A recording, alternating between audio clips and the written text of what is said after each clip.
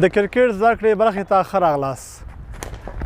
څرنګه تاسو معلومات ته موږ په تېره برخه کې په سپین بالینګ کې خبرې کړې وې، کیرم بال کې. نن بیا موضوع سپین بالینګ کې ده چې مطلب سپین بالینګ کې موږ خبرې وکړو. سپین بالینګ کې نن په آف سپین باندې موږ خبرې وکړو. مطلب آف سپین کومه څه کېږي، هغه تاسو موږ د ګریپ طریقه درښو چې مطلب د آف سپین کومه څه ګریپ نیول کېږي، کومه طریقه یې ده.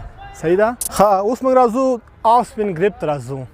مطلب د آف سپین ګریپ کومه څه نیول کېږي. صحیح ده؟ آف سپین کې مطلب ګریپ دغه ګوته چې دا باید د دې سیم د پاسه دلته راشي، دا ګوته دلته راشي او دا ایریا باید دې باس دلته ټچ شي. دا د آف سپین چې ده ګریپ نیول طریقه ده. دا رقم تاسو ګورئ، دا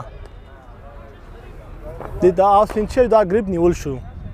بل په آف سپین کې مهمه خبره چې ده بال ریلیزینګ، مطلب بال موږ کله ریلیز کوو کنه باید لاس کوم ځای نه راشي. صحیح دی؟ آف سپین کې مهمه خبره باید ستا لاس چې بر نه راشي. څومره چې لاس ستا د بر نه راځي او سیده راځي هومره به ستا مطلب بال مخکې ځي او مطلب بال ستا به چې ټرن کوي. صحیح ده؟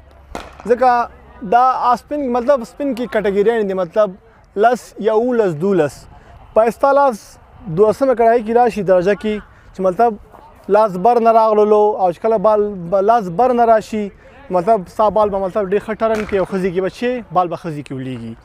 صحیح شو؟